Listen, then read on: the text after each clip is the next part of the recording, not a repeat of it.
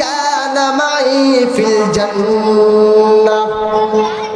বাজান বুঝলেন তো, আল্লাহ তাআলাকে যদি পাইতে চাই মাধ্যম লাগবে কার? রাসূলের। কার? জনাবে মুহাম্মদুর রাসূলুল্লাহ সাল্লাল্লাহু আলাইহি ওয়াসাল্লামের। আর বিশ্বনবী বলতেছেন, আমাকে যদি পাইতে চাও, আবার নবীকে যদি পাইতে চাই, নবীর মাধ্যম কি? নবীর মাধ্যম হইতেছে সুন্নতের। শ্রীপুরের মুসলমান, এই সুন্নত আমার ভিতরে আপনার ভিতরে কেমন ঢুকাইলাম, কি পরিমাণ লালন পালন করলাম। আল্লাহ তো খুব সুন্দর করিয়া মেসেজ দিয়া দিলেন, তামাম পৃথিবীর মানুষেরা যদি আল্লাহ তাআলাকে পাইতে চাও, একমাত্র অনুসরণ করো আমার নবীর। আর নবীজিকে যদি পাইতে চাও, তাহলে একমাত্র অনুসরণ করো নবীজির সুন্নতের। কথা ঠিক কিনা? এখন তো আপনি আমি মনে করি মুসলমান বাবা, গায়ের ভিতরে লম্বা জামা লাগাইলাম, মুখের ভিতরে লম্বা দাড়ি রাখলাম, মাথার ভিতরে পাগড়ি বাঁধি আমি ঘুরলাম, এটাই মনে হয় নবীজির সুন্নত, আর মনে হয় কোন নবীজির সুন্নত না। কিন্তু খারাপ মুসলমান, এইটা নবীজির সুন্নত কখনো হতে পারে না। এগুলো তো নবীজির সুন্নত, কিন্তু নবীজির সবচেয়ে কুরবানের ভিতরে সুন্নত হইল, তোমার আরেক ভাই মার খাবে, আরেক ভাই শহীদ হবে, তুমি মুসলমান ঘরের ভিতরে আরামের বিছানায় ঘুমাইবা।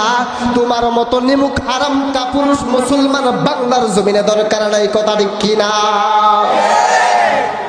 এই জন্যই তো মুসলমানের অধঃপতন।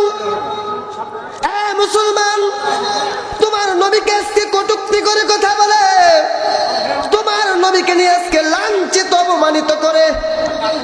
মুসলমান, তোমার দিলের ভিতরে ইঞ্চিত পরিমাণের মায়া লাগে না, আবার তুমি বড় দাবি করো তুমি আশিকে রাসূল।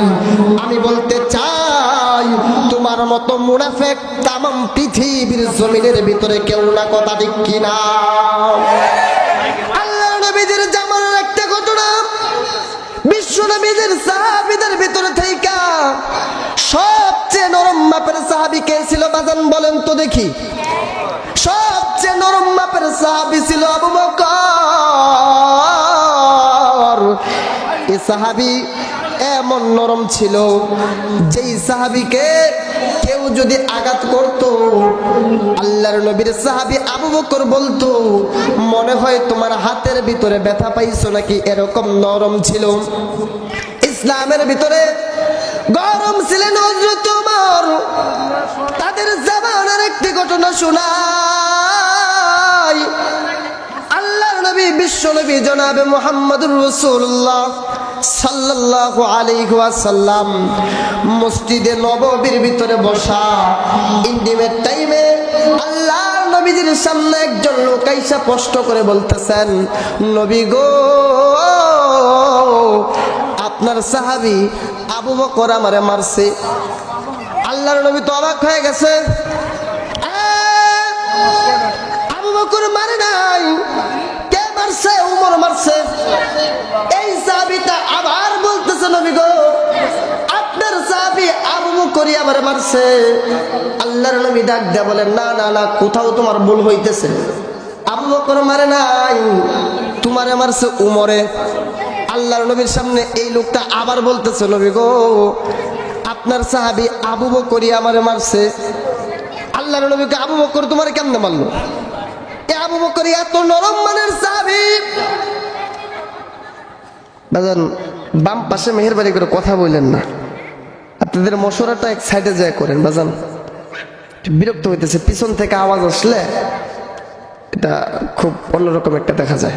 আল্লাহ তাআলা সবাইকে হেদায়েত দান করুন, জোরে কোন আমিন।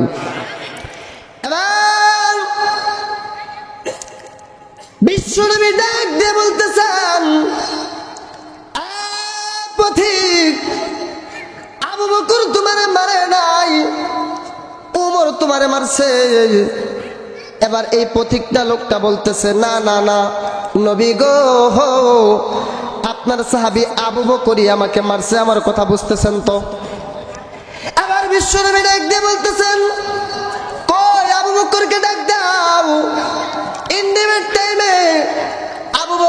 যেই নবীর দিকে হাজির, আবু বকরের দিক তাকাইয়া আল্লাহর নবী ডাক দেয়া বলেন, আবু বকর, আমি নবীজি তোমার নামে কোনোদিন কোন রকমের কথা শুনলাম না। আবু বকর রে, হে, কেন তুমি এই সাহাবীটারে মারলা? কেন তুমি এই প্রতীকটারে মারলা? কেন তুমি লোকটারে মারলা? আবু বকর ডাক দিয়ে বলে, ইয়া রাসূলুল্লাহ, ইয়া হাবিবাল্লাহ, নবী গো,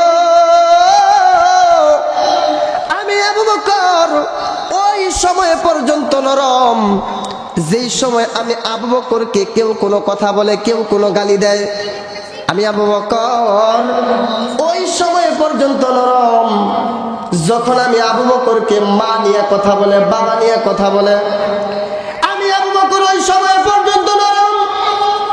আমি আবু বকরকে আঘাত করে, আমি আবু বকর ওই টাইম পর্যন্ত নরম, কিন্তু আমি আবু বকর ওই সময় নরম থাকতে পারি না। ইয়া রাসূলুল্লাহ, ইয়া হাবিবাল্লাহ, আমি আবু বকরের সামনে আমার রসুলকে নিয়ে কটূক্তি করবে, কোরআনকে নিয়ে কটূক্তি করবে, আল্লাহকে নিয়ে কটূক্তি করবে, আমি আবু বকর নরম থাকলেও ওই সময় নরম থাকতে পারি না। আমি আবু বকর ওই সাথে সাথে গরম হয়ে যাই, কথা ঠিক কিনা? এইটাই ছিল মুসলমানদের তামান্না। শ্রীপুরে গাজীপুরের মুসলমান আজকে আরামের বিছানায় ঘুমাও, তোমার আরেক ভাই যুদ্ধ করতে করতে শহীদ হয়ে যায়, আবার নিজের বড় আশেকে রসুল দাবি করো, তাবলিগওয়ালা দাবি করো। আছে না কিছু মুসলমান? আছে না? এক যুবক যদি মসজিদের ভিতরে প্রথম দিন ফজরে কাজারে দেখো, আর দিন ফ্রি ফায়ার খেলে, আজকে দিন মসজিদের ভিতরে গেছে গা, তোমার তো খুশানি গেলি গা। আমার ভাইরা, আমার বন্ধুগণ, এইটা দ্বারা এই জিনিসটাই বুঝাইলাম, তাম পৃথিবীর মানুষগুলা নবীকে যত আশিক রাসূল দাবি করে, নবীর সুন্নতের যতটুকু অনুসরণ করে, তাম পৃথিবীর মানুষগুলাকে আমি জানাইয়া যাই, ও শ্রীপুর গাজীপুরের মুসলমানরা, আমরা যেরকম নবীজিকে দেখা না দেখা ভালোবাসলাম, তাম পৃথিবীর মানুষগুলোকে জানাইয়া যাই, ওই রকম নবীজির সাহাবায়ে কেরামকে, নবীজির উম্মতকে, তারা যেই সকল জিনিসের উপর, কাজের উপর অটল অবিচল ছিল, আমাদেরকেও ওই সকল কাজের উপর, জিনিসের উপর অটল অবিচল থাকতে হবে, কথা ঠিক কিনা? আজকে যদি থাকতামই আমরা, আমার এক ভাই টঙ্গী রাস্তা মার ময়দানে মার খায়, আর তুমি আর আমি আরামের বিছানায় ঘুমাই, এইটা মুসলমানদের কোন ইতিহাস ঐতিহ্য হতে পারে না, কথা ঠিক কিনা? টঙ্গীর ময়দানে ইস্তেমার ভিতরে মার খায়, এই কোরআনকে রক্ষা করার জন্য, কোরআনকে সংরক্ষিত করার জন্য আমি বাংলাদেশের প্রত্যেকটা মুসলমানকে বলবো, বাংলাদেশের জমিন এটা শাহজালালের জমিন, এটা চরমোনাইয়ের জমিন, এটা হকপন্থীদের জমিন, এটা কোন বাতিলদের জমিন না।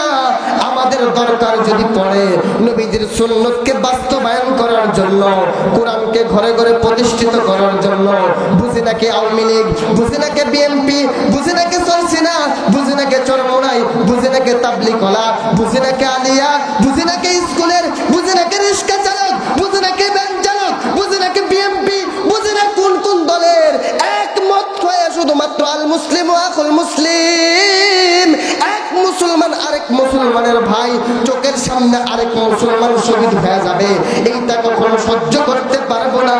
কোরআনকে হেফাজত করার জন্য টঙ্গীর ময়দানে নয়, বরং তাম পৃথিবীর মুসলমানকে জানাতে চাই, এই সাতপন্থীকে বাংলাদেশ থেকে উদ্ধার করার জন্য আমরা শ্রীপুর গাজীপুরের মুসলমান সদা সর্বদা তৈরির, কথা ঠিক কিনা?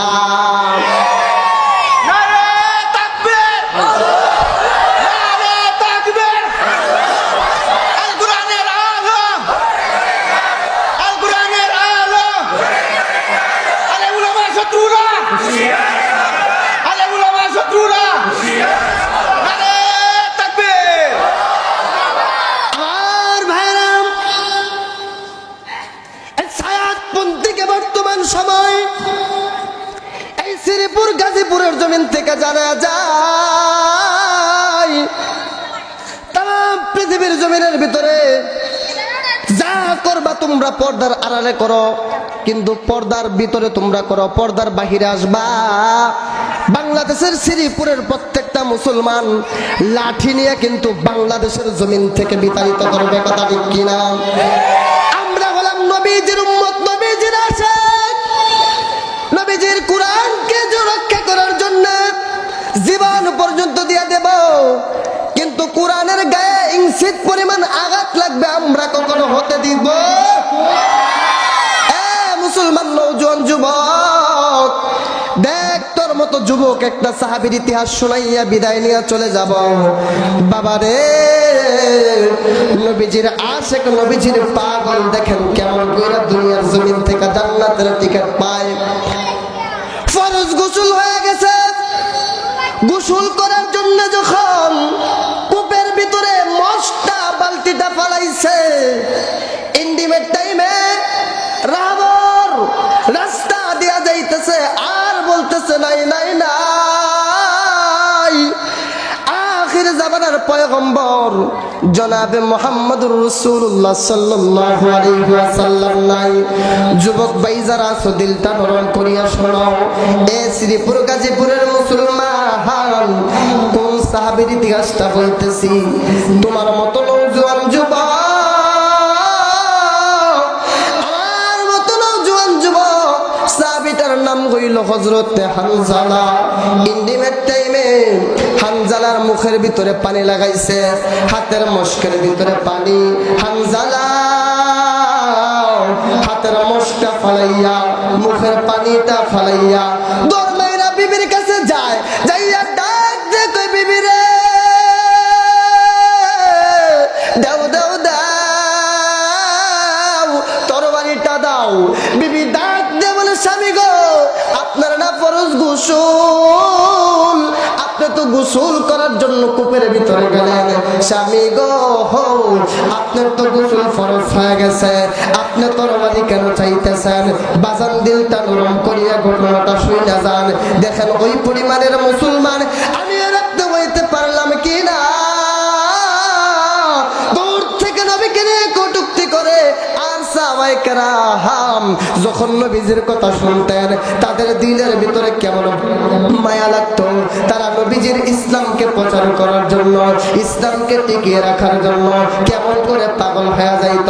এবার বিবি ডাক দিয়ে বলতেছে, স্বামী গো, এই তরবারি লইয়া কই যাবেন? আমার বিবি ডাক দিয়ে বলে, স্বামী গো, এই তরবারিটা লইয়া কোথায় যাবেন? সাহাবী হযরত হানজালা ডাক দিয়ে বলে, বিবি রে, তুমি কি একটু আগে শুনো নাই? রাবর বলে গেল আখির জামানার পয়গম্বর জনাবে মুহাম্মদুর রাসূলুল্লাহ সাল্লাল্লাহু আলাইহি ওয়াসাল্লাম দুনিয়ার জমিনে নাই। দেখেন বিবিটাও কেমন পাগল, নবীজির প্রেমে কেমন পাগল, নবীজির মহব্বতে কেমন পাগল। গতকাল বিবাহ হয়েছে, গোসল পর্যন্ত ফরজ। যুবক, তুমি আর আমি যদি হইতাম, বলতাম না না না, মানুষ মরতেছে মরুগা, ঘরের ভিতরে নিজে বাঁচলে বাপের নাম, কথা ঠিক নি?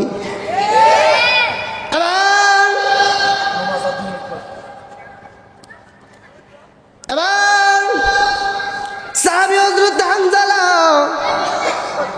ডাক দিয়ে বলে, বিবি রে, দাও দাও দাও, তরবারিটা দাও।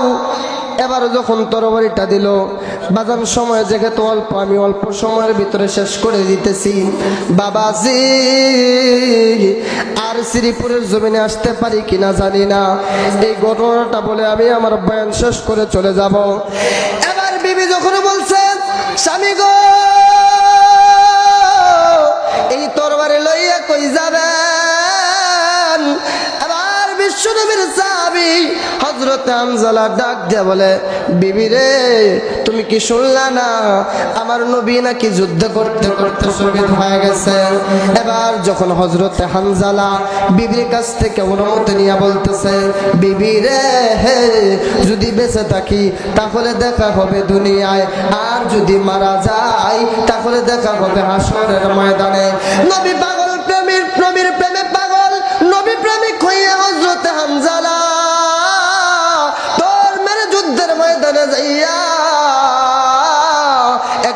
পরে কাফের মুশরিক বেঈমানদেরকে যখন মারতেছে, সামনে থেকে কাফেরদেরকে মারে, পিছন থেকে কাফেরদেরকে মারে, এবার চতুর্দিক থেকে কাফের মুশরিক বেঈমানরা সাহাবী হযরত হামজালাকে যখন পাকড়াও করে ফেলছে, সাহাবী হযরত হামজালা তাকাইয়া দেখতেছে, ডানেও কাফের, বামেও কাফের, সামনেও কাফের, পিছনেও কাফের। এবার হযরত হামজালা তাকাইয়া দেখে যাওয়ার কোনো রাস্তা নাই, কাফের মুশরিক বেঈমানেরা এবার যখন নবীজির পাগল সাহাবী হযরত হামজালাকে শহীদ করে ফেললো, আল্লাহর নবীজির একটা উসুল ছিল, যুদ্ধের ময়দানে যারা শহীদ হইতো আল্লাহর নবী তাদেরকে কখনো গোসল দিয়া দাফন করাইতো না, বিনা গোসলে দাফন করাইতো। এমন সময় সাহাবীর বিবির কাছে, বিবির কানে কে যেন খবর দিয়ে দিছে, গো হামজালা নিশ্চি তোমার সাহাবী হযরত হামজালা নাই নাই নাই, দুনিয়ার জমিনে নাই। এবার সাহাবীর স্ত্রী হযরত হামজালা আওলাকে সে পাগল বেশে দৌড়ায়া নবীজির নিকট যখন চলে আসছে, আল্লাহর নবীজির পিছনে এসে ডাক দিয়ে বলতেছে, নবী গো, আল্লাহর নবী মার দিকে কর্ণপাত করার পরে ডাক দিয়ে বলে, বাগো কেন তুমি এরকম করিয়া কান্না করতেছ, কেন তুমি এরকম করিয়া কান্না কইরা আমার কাছে কি বলতে চাও বলো না। আল্লাহর নবীজি ডাক দিয়া বলার পর সাহাবীর বিবি হযরত হামজালার বিবি ডাক দিয়া বলে, নবী গো, যুদ্ধের ময়দানে যারা শহীদ হয় তাদেরকে বিনা গোসলে দাফন দিয়া দেন। নবীজি আমার স্বামীও তো এই যুদ্ধের ময়দানে আসছিল, নবী গো আপনি সবাইকে বিনা গোসলে দাফন দিয়া দেন, কিন্তু আমার স্বামী হযরত হামজালাকে আপনি আমার কাছে দিয়া দেন, হামজালার উপরে তো গোসল ফরজ। আল্লাহর নবীজি অবাক হয়ে ডাক দিয়ে বলতেছেন, হে আবু বকর, হে উমর, হে উসমান, হে আলী, তাকাইয়া দেখো হামজালাকে ময়দানে পাওয়া যায় কিনা। এবার সাহাবীরা পাগল পারা হয়ে হামজালাকে যখন ময়দানের ভিতরে খোঁজাখুঁজি লাগাইয়া দিলেন, পুরাটা ময়দানের ভিতরে আল্লাহর নবী তাকাইয়া দেখতেছেন, নাই নাই নাই, নবী পাগল হযরত হামজালা ময়দানের ভিতরে নাই। একটু পরবর্তীতে সাহাবায়ে কেরাম ধরে সাদা কাপড় পরিহিত একটা লাশ দেখতে পাইলেন, একটা কি যেন দেখতে পাইলেন। দৌড়াইয়া আবু বকর আর উমর উসমান যখন ওই কাপড়টার কাছে গেলেন, সাদা কাপড়টার কাছে গেলেন, আল্লাহর নবীজিকে ডাক দিয়ে বলেন, নবী গো আপনি একটু তাকাইয়া দেখেন, এইটাই আপনার পাগল সাহাবী হযরত হামজালা নাকি? আল্লাহর নবীজি তাকাইয়া দেখলেন, এটা তো দুনিয়ার আর কেউ না, এটা হইতেছে নবীজির প্রেমিক হযরত হামজালা।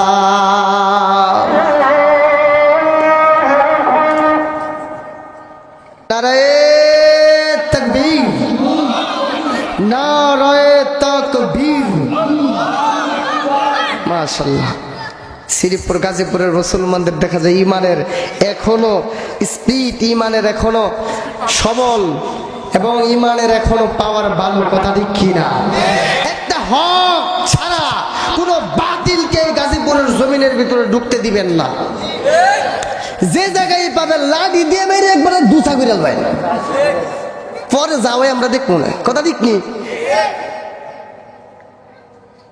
বলেন তো দেখে কোনো কথা?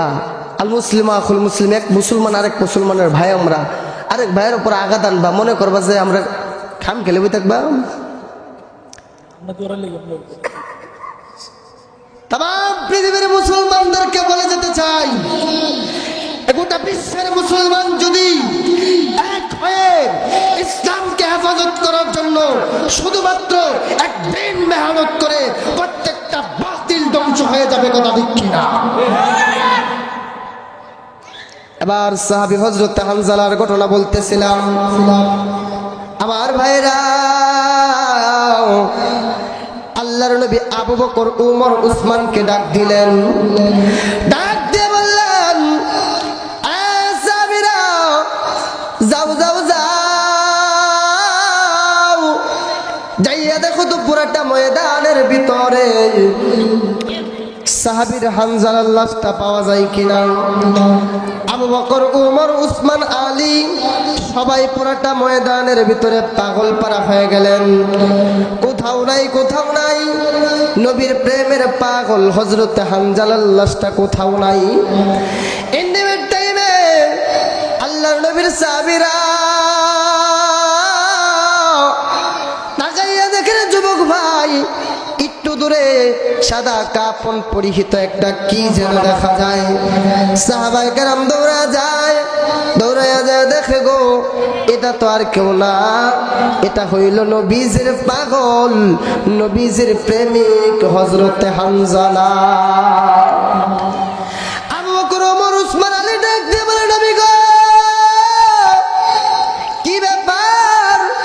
ইয়া রাসূলুল্লাহ, ইয়া হাবিবাল্লাহ, যে সাহাবী হযরত হানজালাকে দুনিয়ার পানি দিয়ে গোসল করানো দরকার, আল্লাহর পক্ষ থেকে ওই চলে আসলো পয়গম্বর, আপনার আশিক, আপনার পাগল হানজালাকে দুনিয়ার কোনো পানি দিয়ে গোসল করানোর দরকার নাই।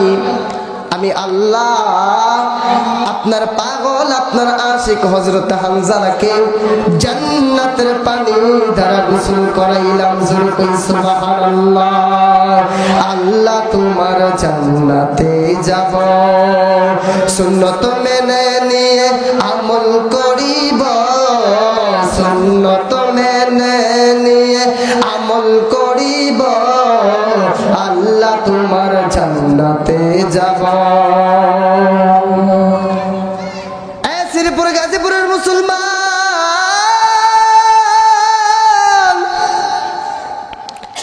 এমন পাগল নবীজির